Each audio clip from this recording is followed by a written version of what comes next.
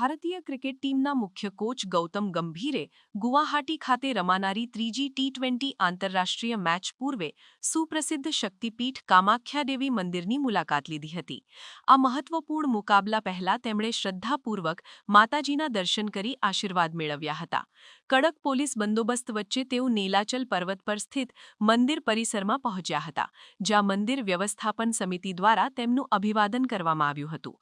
પરંપરાગત રીતે પૂજા અર્ચના કરતા ગૌતમ ગંભીરે ગર્ભગૃહમાં જઈને વિશેષ વિધિ સંપન્ન કરી હતી. આધારભૂત સૂત્રોના જણાવ્યા અનુસાર તેમણે આગામી મેચમાં ભારતીય ટીમ શ્રેષ્ઠ પ્રદર્શન કરે અને વિજયી બને તેવી મનોકામના વ્યક્ત કરી હતી.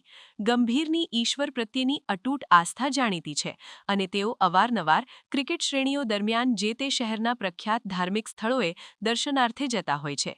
તેમની આ મુલાકાત દરમિયાન સ્થાનિક પ્રશંસકોમાં પણ ભારે ઉત્સાહ જોવા મળ્યો હતો. ઉલ્લેખનીય છે કે ભારત અને પ્રતિસ્પર્ધી ટીમ વચ્ચેની આ ત્રીજી ટી20 મેચ ગુવાહાટીના બરસાપારા ક્રિકેટ સ્ટેડિયમ ખાતે યોજાવાની છે. શ્રેણીના નિર્ણાયક તબક્કે મુખ્ય કોચ દ્વારા દૈવી શક્તિના આશીર્વાદ મેળવ્યા બાદ ભારતીય ટીમ નવા જોશ અને આત્મવિશ્વાસ સાથે મેદાનમાં ઉતરશે.